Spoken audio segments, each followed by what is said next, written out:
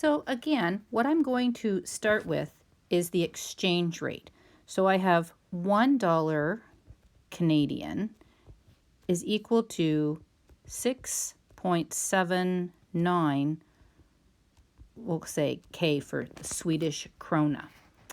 Then what I'm given is the price of the backpack in Krona. So that goes here, 734.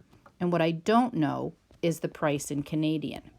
So what we do is we multiply on the diagonal, divide by the other number. So that is 734 divided by 6.79 equals $108, and that would be 10 cents is the price in Canadian dollars.